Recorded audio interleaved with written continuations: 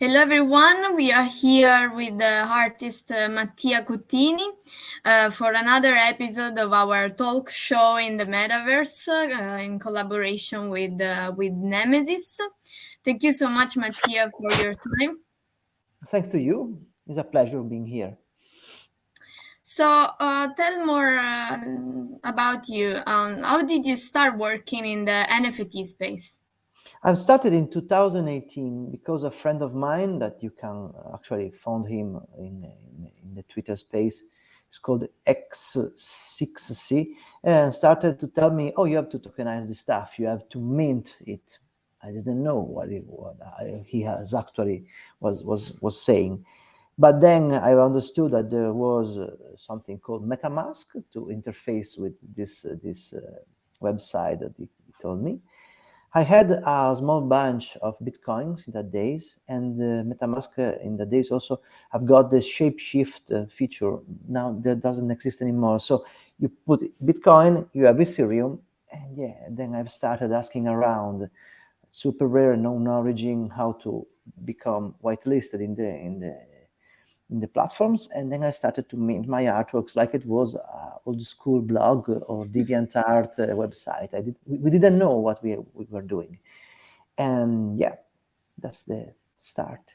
Like actually almost 4 years ago, because today that the day that we are recording, yeah, is this the day that I've sold my first piece in Super Rare. So yeah. Oh, so cool. So, what was your first artwork? How did you My went? very first was in known origin. Actually, is an edition, and it was a piece of how I call analog glitches, because they are is glitch art, but made with a scanner. So I shake the scanner, I toss it, I, I operate with the hardware in a way that you are not supposed to do. So you have re-minted it because it was in DeviantArt already, and so I deleted from the platform. It was not needed, but I've done it anyway to make it more rare, and minted in known origin as an edition. And then also I bought it back. So actually now I have in my wallet my very first piece. That's my genesis, how they are used to say now. In that days we didn't know that it would be was the genesis. Yeah, Was like in a train when you start and you don't know where you will arrive. I can imagine 4 years, a very long time in this space. Yeah, Um, but the emotions are the same. So yeah, it's really amazing. what's your main project you are working on right now? Oh, let me say that right now I am in the middle of art residency, so I have a bunch of collaborations that are starting actually in these days. But yeah, in this moment, I am also trying to sell and to produce more what I call time foldables. That has these pieces in super rare and like physical and digital connected together. So you have the physical piece that starts and it's used like a tool to create the digital one. So when you collect one digital things, also you have the physical, if you want, of course, that has a different behavior from the digital. So that's what I've produced after 4 years of thinking and thinking and thinking about to use this technology properly, because that's the whole point. I don't want to make Renaissance canvases. I don't care about that things. Sure. And how did you start in general with your career as an artist? Not not with NFTs, but in general. Tell us your story. Yeah, it's a long story because I started after school playing with bands and gigs, and so I was used to work as an employee to have money to buy synthesizers to go actually out and play, and the graphic part was only to support these gigs and so on. Then I've started to mix up also in my work my graphic design. How can I say, tools. So I was doing electronics and using the tools of graphic enhance the manuals, for example, or the graphics of the digital pieces that we were creating for our clients. Then I started working actually like a graphic designer, and all this whole time I was producing stuff for me that I was putting out in DeviantArt just for fun, just for have a little bit of feedback. And then at a certain point, as I told you, my friend in 2018 started telling me about this tokenizing thing, and the things have accelerated. And now since 2020, I'm a full-time artist doing digital and physical together. Yeah. So it was thanks to NFTs that now you are a full-time, well-known artist. Before it was, I can imagine for a digital artist was more tricky to sell their artworks. I never thought as myself as being a digital artist. I thought myself being a musician and being a graphic artist. NFTs give me money for this, yeah, but also the freedom to merge all together. That is really, really refreshing. You don't have this in any other place in the world because I can do a music token or a visual token, or the two things together, or only text. So yeah, I don't have to define myself anymore. So cool. It's amazing. And what are the highlights of your NFT career so far?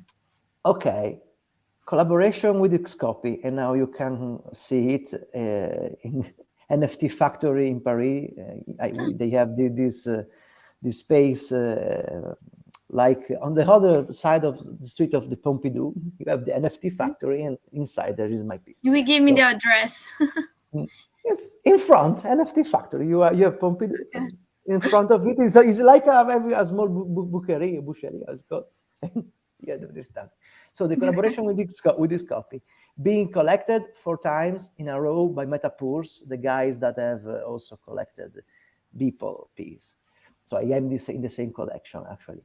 Being a curator and exposed at Dreamverse last year in New York for always with the Metapours Fund. So I am an artist in the collection. I have been exhibited by them, and also I was a curator for them. And also lately, my most important thing is, even in bear market, I am able to sell my things. So it seems that I have worked pretty well last year. Yeah.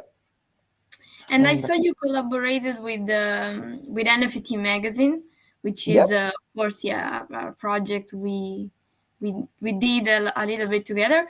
But can you tell about this more? So in your perspective, of course. Yeah, I was contacted by Eleonora Brizzi. I was already in contact with her because we know each other since the very beginnings of this. She was before me, but then after starting, I found out that there was a pretty community of Italian people, even between the artists and also between the curators. So I was one of the first persons that I met in digital, but I met. And we collaborated, searching out the best pieces to be showcased inside of the book, and with a very long interview that you will read in the book, actually. And it was fine. It was also a pleasant way to look back in the past to understand what was my journey, actually. And it helps when you have other people on the other side, because you have to explain every time in a different way, and so every time you highlight a different angle of what you're doing. And what are your future projects now? What are you working on? What are your dream as an artist? Oh, my dream for next year, I'll do a solo exhibition. Yeah. But in the meantime, a lot of collaboration, and what I can say to not spoil too much, always working with my stamps and with my digital and physical way of doing things. I hope to do a lot of collaborations because I have always promised.